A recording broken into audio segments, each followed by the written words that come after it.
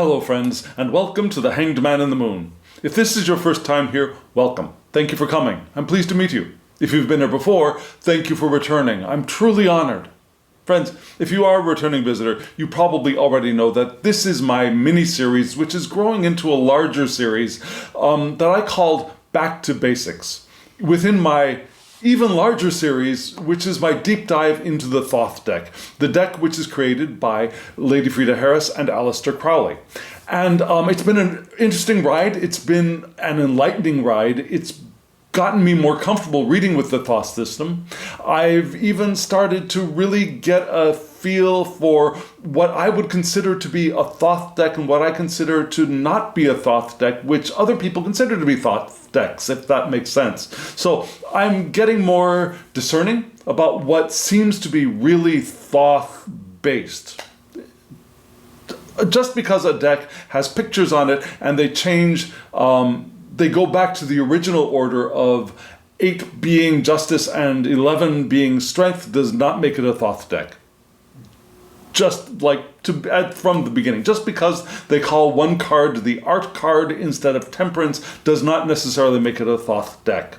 Yeah, there are many other things that move it towards being more or less Thoth-like in my way of discerning. And if you'd like to know some of my thoughts on that, let me know in the comments below. I'd love to do that. But friends, we're here to look at this week's small spread. And it's a small spread because, as I said, this is my Back to Basics series. And for that series, I've limited myself to a total of 5 cards, which is a big challenge for me. So I limited myself to 3 tarot cards and 2 oracle cards. And if you've been following me, you know that already, right? And I've got the spread already laid out. I've got the cards pulled for us. But before we get to the cards, and I'm using, well, you'll see that in just a moment. But before we get to the cards, let's chat a little bit about how we live our lives, how we manifest, how we create the lives we want to live. A lot of us feel like we have to work hard, we have to use great effort to get the kind of life that we want, to have the relationship that we want. We think that it's hard work. We want to get the job that we want. We think it takes a lot of effort. We want to create something and we think it's a lot of work, but we're going to work hard and get it done, right? Those of us who live life intentionally, those of us who consider how we can live our lives in concert, in harmony with the powerful flow of intention, realize that hard work is a sign that we are not flowing with intention. Now, I'm not saying that we don't work. I'm not saying that we sit on the chair, sit on the sofa, and just wait for life to present things to us. And it's wonderful when that happens, and it can sometimes happen, but we didn't come here to be lumps on logs. We didn't come here into these beautiful, co-creating physical bodies that we've made to sit around and wait for stuff, right? We came here to experience the world, to experience the universe, to work within the world, to create, to manage, to manipulate, to touch, to feel, to move. All of those things use energy. But using energy and doing hard work are not the same thing entirely.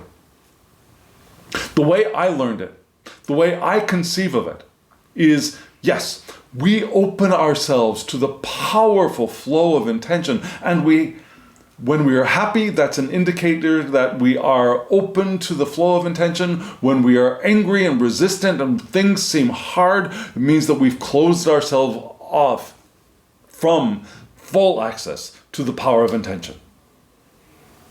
When we're distraught, when we're distressed, when we're depressed, those are indications that we have closed ourselves off from the power that is available to us.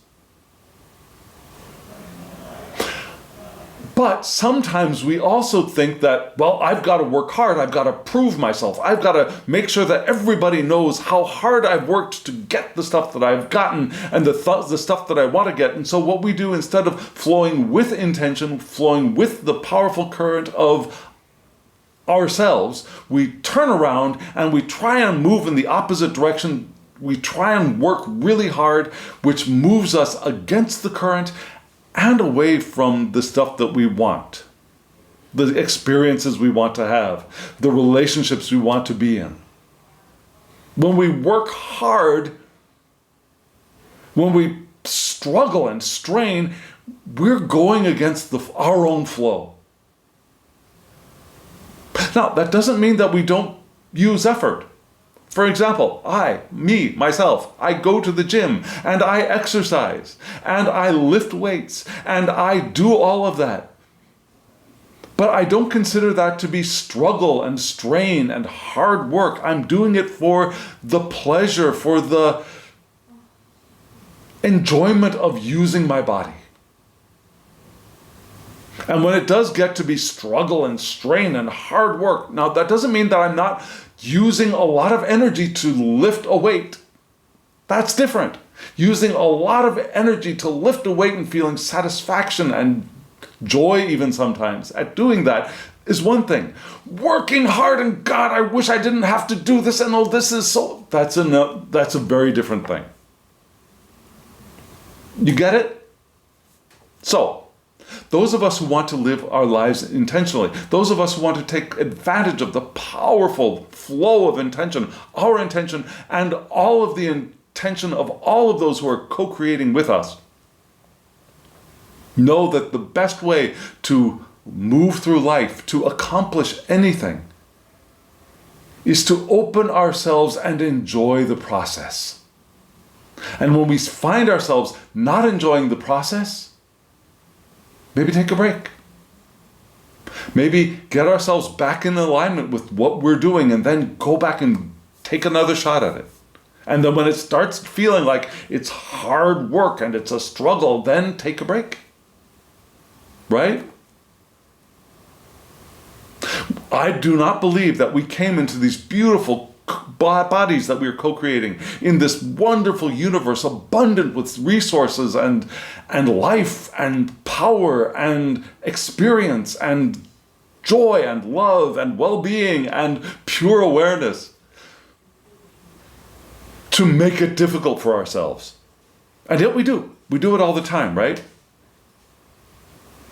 So friends, I've got a very interesting spread that was revealed to me when I asked the question, how can we live our lives more intentionally in the coming week? It's a very interesting response, and I think a very appropriate one. Are you ready? Let me show you the cards and we'll talk about the spread briefly. Here they are.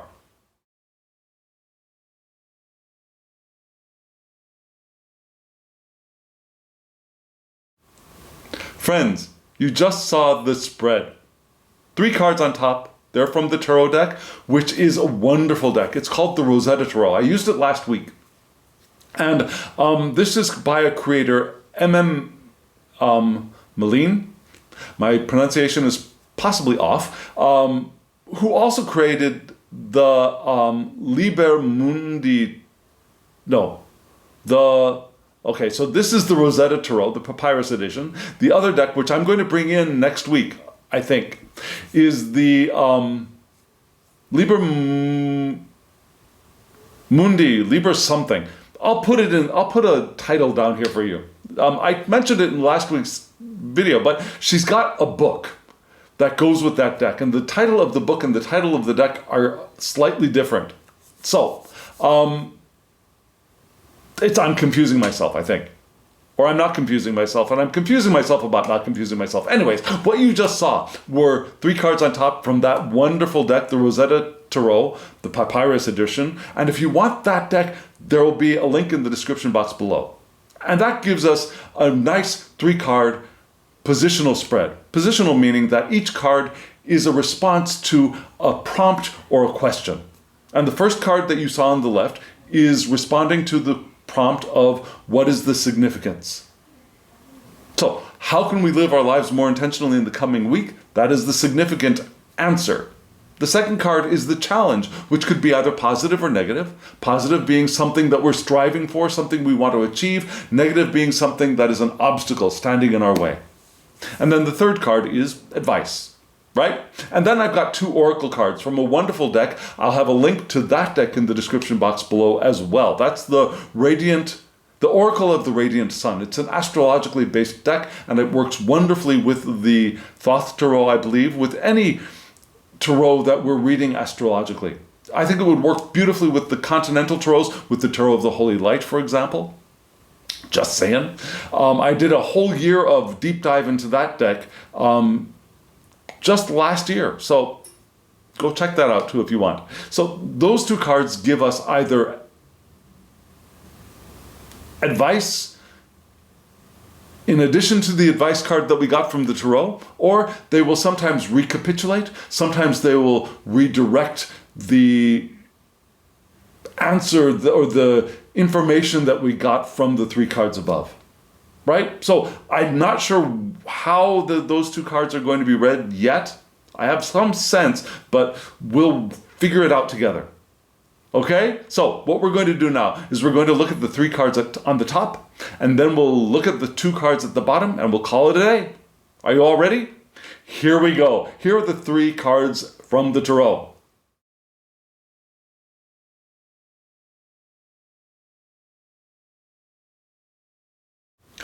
The more I use this deck, the Rosetta Tarot, the Papyrus edition, the more I love it. Yeah, this really is very, very much in alignment with the Thoth Tarot created by Lady Frida Harris and Aleister Crowley, I believe. And yes, the colors are wonderful. The few cards in the deck created by Lady Frida Harris that are visually a little bit irritating to me, and actually one of them is here in this spread. In this redrawing of it, those like 2 cards really, only 2 cards, which is pretty good for an entire deck of 78. Only 2 cards that the art irritates me a little bit. That's not bad. Those 2 cards in this deck are wonderful to me. So I really appreciate this deck. And I think I'll appreciate the other deck, which I'll be bringing in next week. But you saw, from left to right, we had the 9 of Wands, and then we had the Emperor, and then we had the Princess of Discs. A very powerful set of cards. And let me begin with the 9 of Wands card here, which is titled Strength, right? And you see the 9 wands there, right? Yeah, we got 8 wands crossing each other and 1 vertical wand in the front. And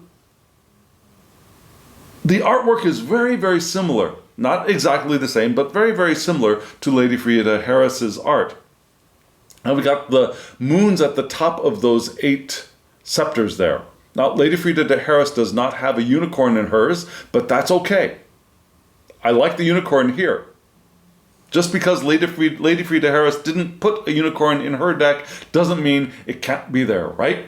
So, it's a wonderful deck. You can see the energy behind the wands there too. And in a sense, we can see that this energy is a little bit more, I want to say fluid, a little, not softer so much, but less jagged, less frenetic looking.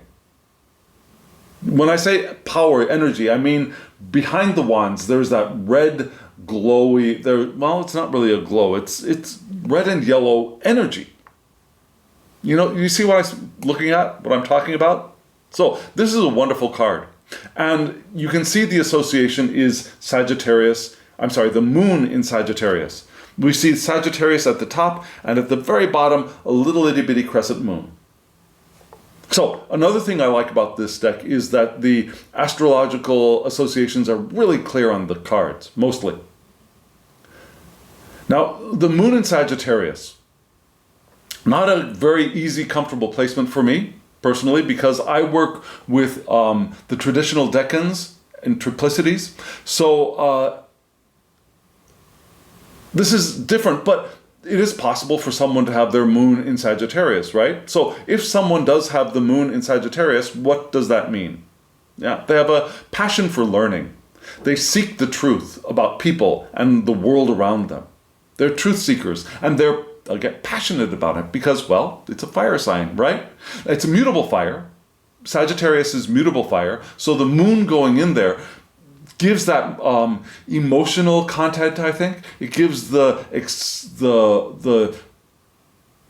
curiosity and the changeableness of the moon and cycles and the desire to figure out what's going on around them rather than just charging ahead into the fray, into the unknown and looking for an adventure. Yeah, they want to figure stuff out. Let's see what's around here. Let's learn with passion and finding out the truth.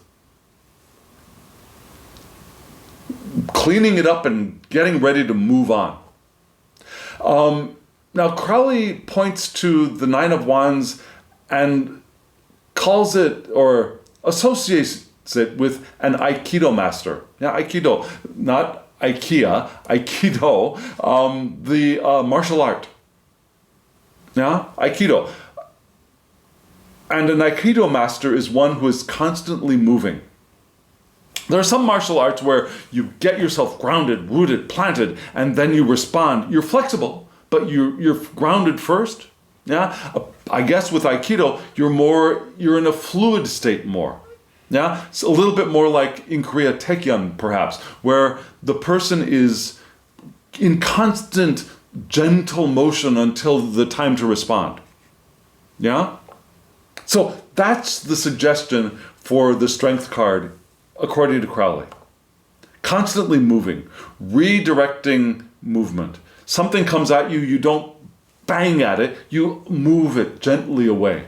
Now you redirect things. You take the energy that's coming towards us, and we take the energy that is coming towards us, and we gently either move it away or receive it, right? Depending on whether it's something we want, something we don't want, something that we think is going the direction that we want it to go in, or something that is not, right? Yeah, we apply small energy to the energy that is already existing at the precise moment for great effect. Have you seen those comet movies? Those movies where everybody's freaking out because there's a comet or a meteor coming towards Earth, and we want to save the Earth, of course. So we send people out. Some movies, they try to eliminate the comet. Some movies, they try to just redirect the comet with much less energy. That's the direction that this card is pointing in.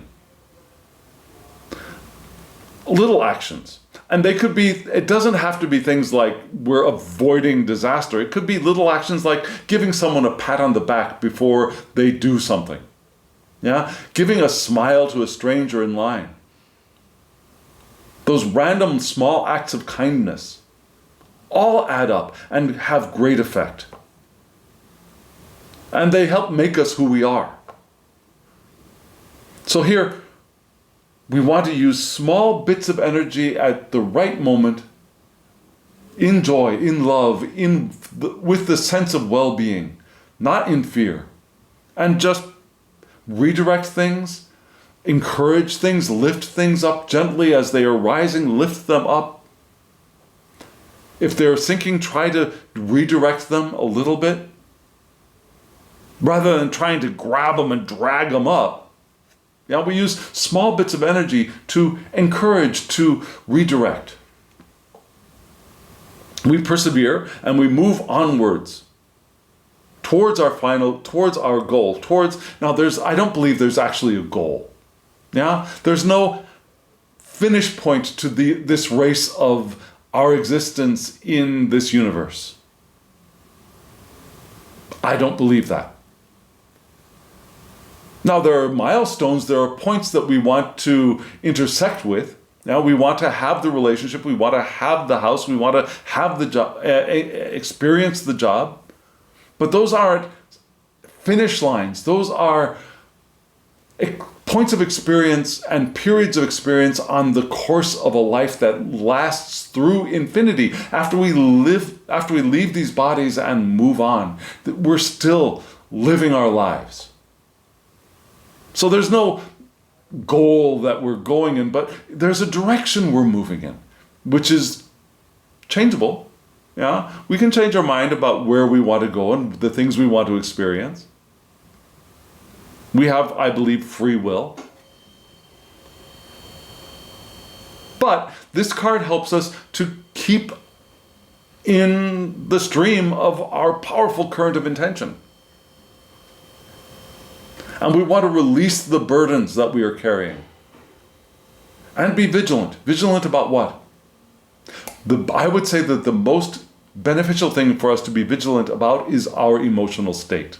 Because that is our greatest indicator of whether we are living our lives with the flow of intention or not. That doesn't mean that if we're angry or we're upset or we're depressed that we are wrong. Those are indicators. That's not all that they are. They're indicators. We recognize how we're feeling and we do whatever we can to turn in the direction of satisfaction and hope and joy and love, etc. We don't beat ourselves up for, oh my God, I've got it wrong, I'm doing this wrong, this is wrong, I'm wrong, I am no good. We don't do that. That's going in the opposite direction of the flow of our intention. Again, we're trying to work too hard. We want to release as much as possible. And be vigilant about our emotional state. Now, the creator of this deck adds a couple of things. Yeah, she sees this card as the card of change. And change equaling strength. We allow ourselves to evolve into the people who we want to become, to have the experiences we want to have, right?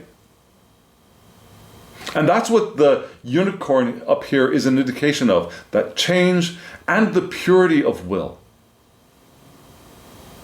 Our will can be pure. Can't be pure if we think we have to prove ourselves and work hard to make sure everybody knows that we deserve the things that we're getting. That's not pure will. Pure will is pure. It's open, it's loving, it's enjoyment. And it's in harmony with our minds and our feelings. Consciousness and unconsciousness are what we sometimes call the higher state and the lower state. I don't agree with that highness or lowness of things, but the eternal nature that we are and the conscious experience that we are having in these beautiful human bodies, that harmony is what this card is pointing towards. Does that make sense? So, how can we live our lives more intentionally? By living an intentional life and doing the stuff by being the Aikido master who moves like water through water. And that water being a symbol of the current of our intention. Yeah? It makes sense, right? So the next card we got for challenge is the Emperor card. Now, this Emperor card, I think, is beautiful. The Emperor card drawn by Lady Frida Harris is one of those 2 or maybe 3 cards in the deck that I find visually irritating. By which I mean, it's all red and yellow, and that red and yellowness without any thing separating the 2 colors is just, it's like staring into a flame. Not a small flame of a candle, a huge flame of all yellow and red light. And it's like, oh, too much. It's just way too much for me. This one, having those little bits of brown, the blue orb in the hand, the lines around the objects, help my eyes feel much more comfortable. I'm just saying, yeah? And yet this card also still has the fire, it still has the power of the Emperor card. You can see we have, well, can you see? We have the two ram's heads, and it's really interesting because the ram's heads in this deck are kind of like a yin-yang, in Korean, yang version of the two ram's heads. Now, one ram has like an orange face with yellow horns, and one ram has a yellow face with orange horns. Can you see that up there? I think that's a really cool touch. You see the orb in the hand. Everything's there that we need for the Emperor card. Yes, we have the legs up in the four shape of the... Yeah, we have the sun radiant behind the Emperor. Just a fabulous card. And the Emperor, where do we see, besides the ram's heads, do we have any indication of the astrology of Aries? Nope, but that's enough, I think, yeah? So the Emperor is associated with Aries, which is the domicile of Mars, not the Sun, Mars, from which cardinal fire's vital attributes enter our reading and enter our natal charts, enter the world. So we've gone from mutable fire with Sagittarius, the moon in Sagittarius, to here cardinal fire. That's the challenge. And naturally the zodiac shifts from mutable element from the mutable to the cardinal to the fixed to the mutable again to the cardinal, right? And Aries is the first of the zodiacal calendar. So the challenge is the beginning, the new beginning. Interestingly, the creator of this deck follows Harris-Crowley's Hebrew associations for this card and follows the path on the Tree of Life.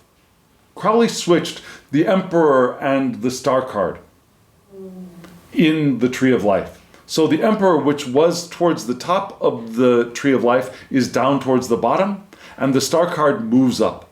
And there are reasons for that, and if you want to know the reasons, I could try to give you an explanation, but you can find it on the internet very easily.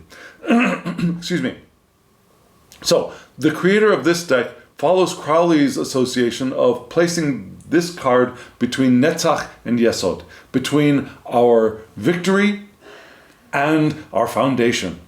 Pretty emperor-like, if you ask me, right? And we associate the card with the Hebrew letter tzadeh, which is a javelin or a fish hook. Yeah, the grabbing of things or the fixing things. Yeah, it's also a a tent, not post so much, but a tent, a peg, where we fix the tent to the ground when we're when we're erecting it. Right? I don't know what's going on with my voice today. So, tzadeh, a javelin, fish hook, or a tent peg, fixing things in place, punching things in, yeah? Grabbing stuff, kind of emperor-like, right?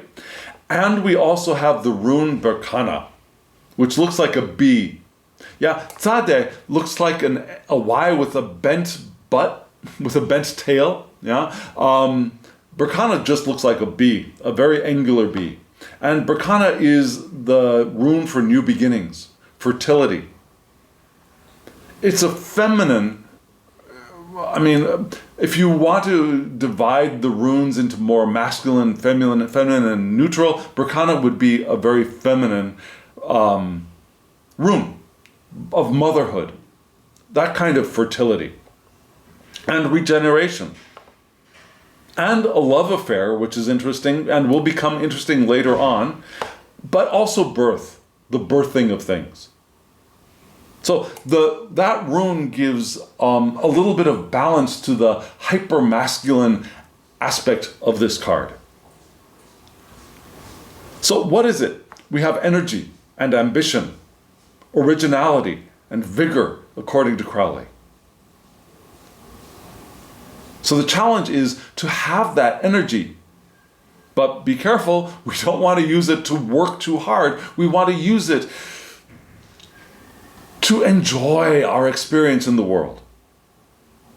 Yeah, this surge of energy is something that needs to be expressed, to break into the open, to burst out.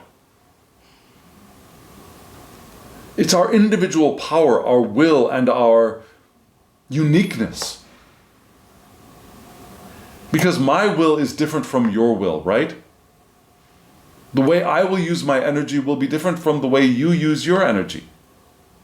So we want to use that, and we want to allow that energy, I should say. We want to allow that energy to burst forth in our own personal, unique ways. And we want to flow with our flow, but we don't need to follow anyone or anything. We don't even need to follow our own history. Now, this is a time, if we want to change courses with our power of intention, this is the time to allow ourselves to shift the course of our intention. That is a challenge for us. Challenge, I think, in a positive sense. The creator of this deck particular points to things like active instinct to create structure and order, which reminds me a little bit more of the Smith-Waite system, but is also, I think, appropriate for the Emperor in this deck. Now, there's a pragmatic course of action and an attitude to lead to a firm foundation. And that firm foundation, Netzach to Yesod, from our glory, our victory, to our foundation. So that's why the creator of this deck brings that into the mix. A pragmatic course of action that leads to a firm foundation. For us to be allowed, for us to allow ourselves to manifest. And we manifest from our foundation. And Malkut, which is the kingdom, which is the manifestation, flows from Yesod, which is the foundation. Which is very interesting because of the next card. And the next card is basically the embodiment of Malkut. And that's the advice. The advice is the Princess of Discs. Beautiful card. Looking very, very similar to the card by Lady Frida Harris, except for one thing. In Lady Frida Harris's artwork, you can see the light radiating up from the ground more clearly than we can see it here. So in that sense, I like Lady Frida Harris's drawing just a little bit better, but I like the clarity of this drawing a little bit better too. So, give up a little bit of this for a little bit of that, right?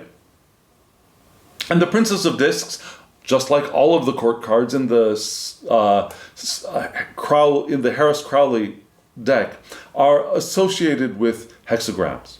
All of the court cards. So the Princess of Discs is associated with hexagram 52, which is, I think, pronounced Kan, maybe, which means, interestingly, keeping still.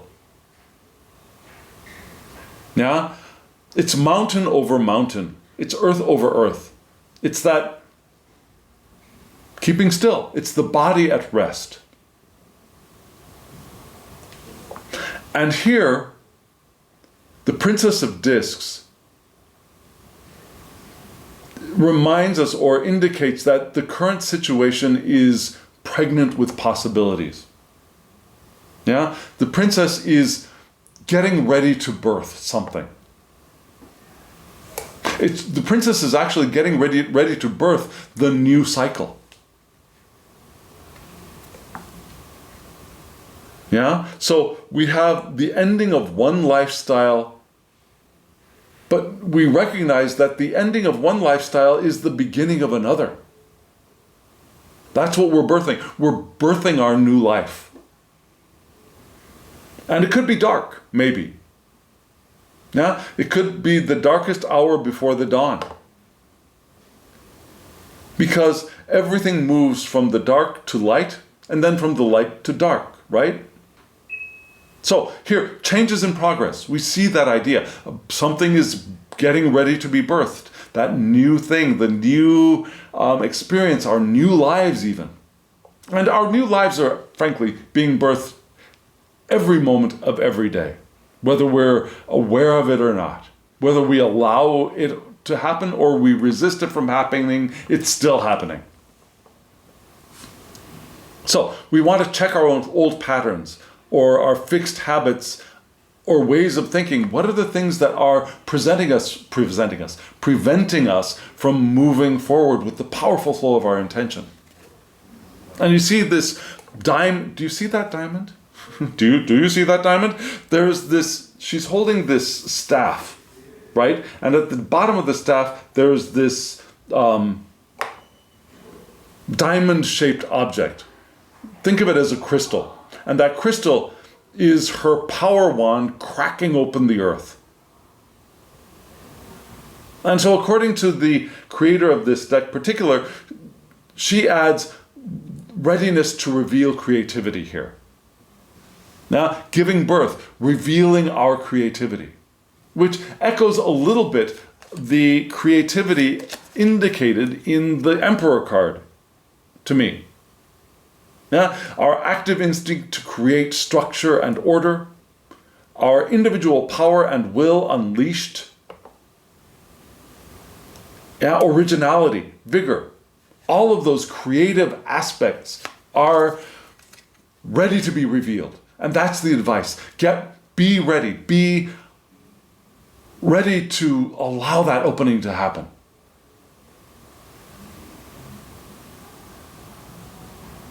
Don't force it to happen. Be ready, but be ready and be fluid, like the Nine of Wands is indicating, right? Be that Aikido master, taking little actions, and it's those little actions that will add up to that cracking, that opening, releasing our power, our creativity, the newness, giving birth to the next leg of our journey. Yeah? That makes sense, doesn't it? What a wonderful and powerful message for how we can live our lives more intentionally in the coming week.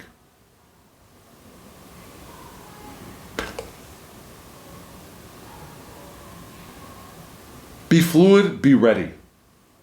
Maybe that's the title of this video. Be fluid, be ready, or something like that. I'll make a note of it. We'll see where this title lands. And we'll also see two more cards. We've got two oracle cards for advice. Let's pull them out and see what they have to say to us. Here they are.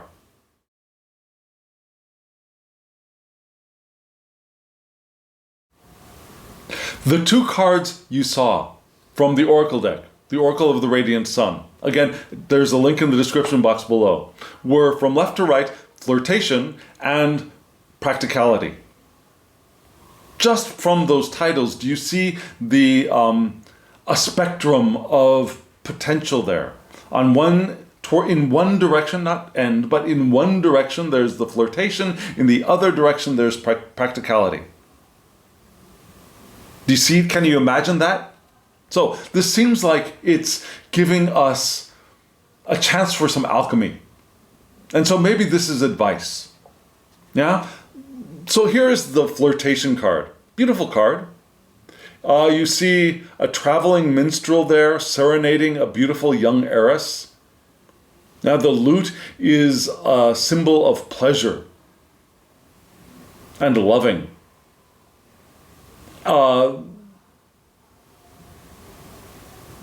Now you can see that the maiden has a bow, right? A bow for Sagittarius. And it's interesting because this card is associated with Venus in Sagittarius. Right? Venus in Sagittarius. We had the moon in Sagittarius above. So that's an interesting echo. Yeah, our Nine of Wands card of strength and being the Aikido master has been highlighted by this card, the flirtation card. So what does this indicate?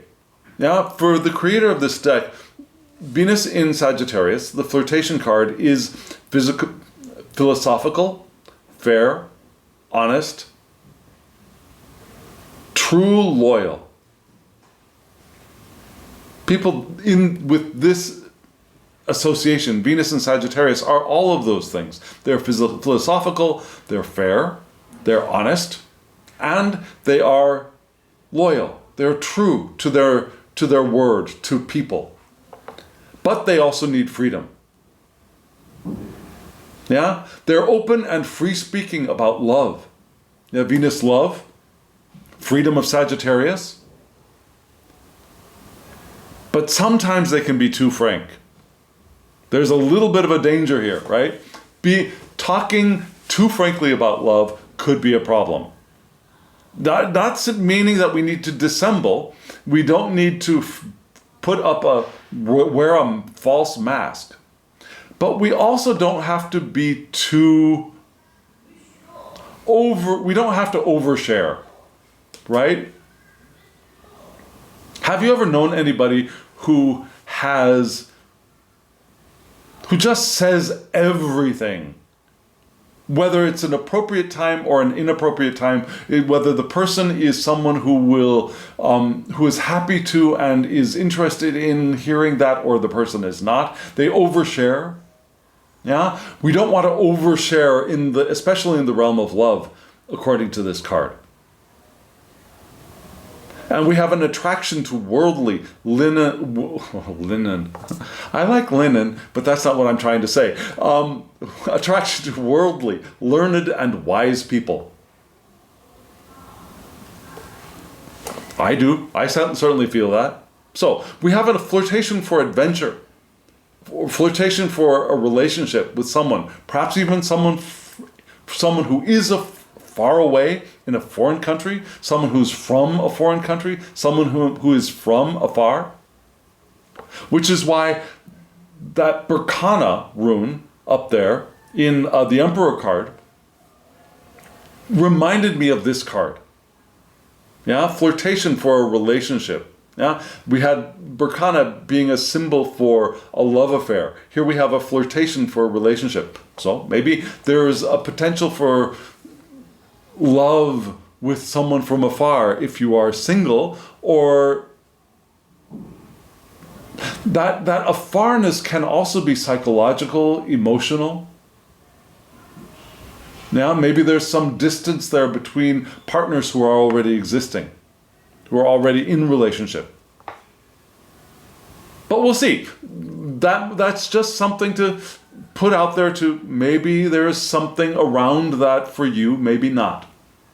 But what is there more strongly are those things that I mentioned.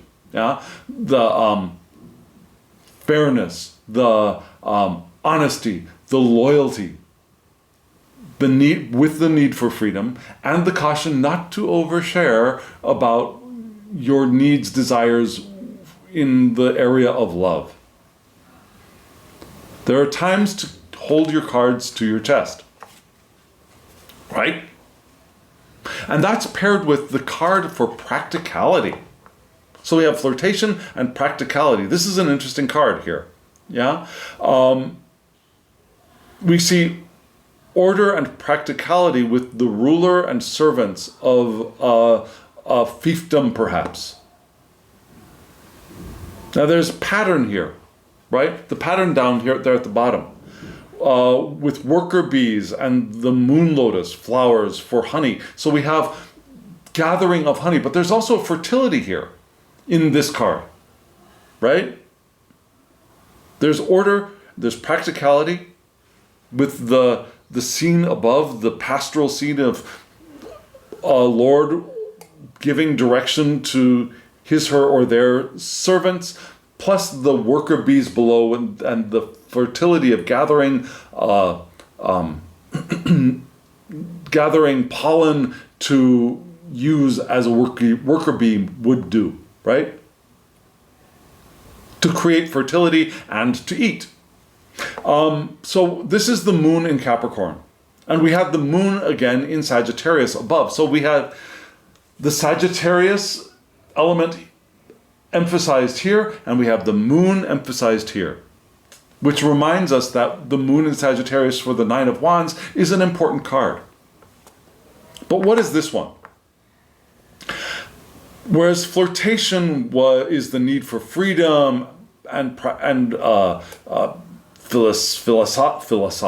philosophy and honesty and loyalty and attraction to people who are experienced and wise and learned. This one is cautious, restrained, expressing emotions. Now this is not exactly the opposite. This is in the other direction of our emotional expression. Yeah, here, be cautious.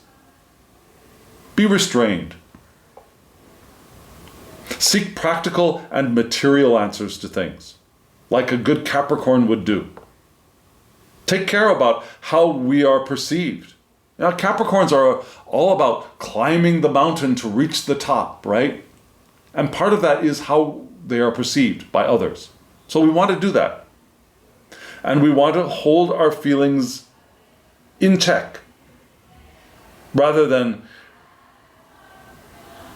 blurting it all out, right? Now, that doesn't mean we want to repress our emotions. That doesn't mean that we want to be frightened and wall ourselves in emotionally. We just don't want to overshare. We don't want to overexpose ourselves right now. This is a time for practical focus.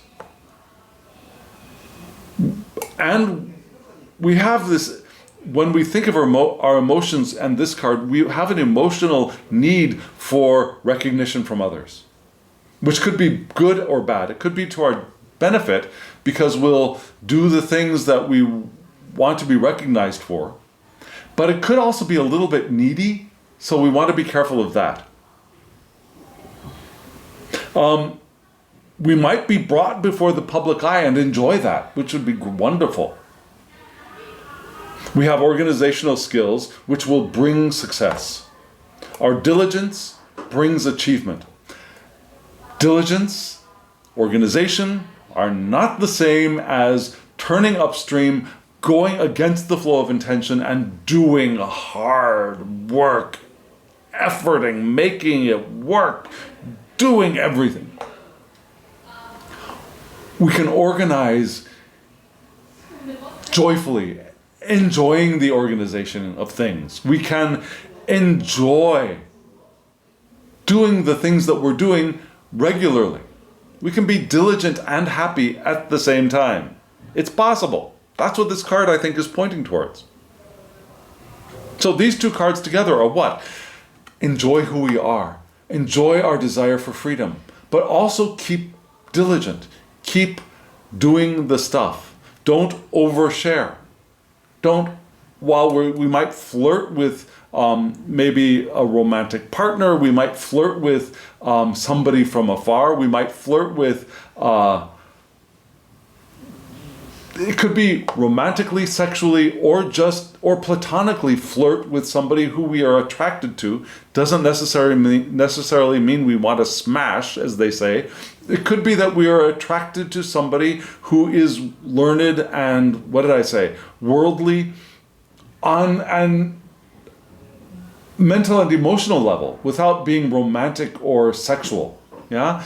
It could be another kind of attraction. So enjoy that. But we don't need to overshare everything. Nor do we need to be hyper vigilant or protective. Just be sensible. Be practical. And allow yourself ourselves the recognition that might be possible in these days and times. So that's the advice, I think, right?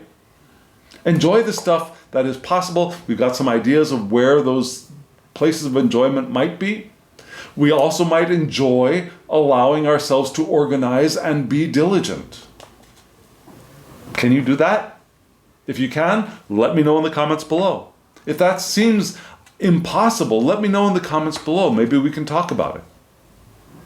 And if you want a reading from me, on this topic or any other topic, my email address is below. thehangedmaninthemoon@gmail.com. Shoot me an email, we'll get you a reading. Or let me know in the comments below and we'll connect on another platform in some other way. Okay, friends? There we are. Well, whether it makes sense or not, here we are. And I really would love to hear from you. And I would like to thank you for hitting that thumbs up button and for subscribing to the channel, because that really helps the channel and it helps other people find the channel. So thank you very much for doing that service for other people. And now, as always, I wish you love, joy, well-being, and pure awareness. Thank you.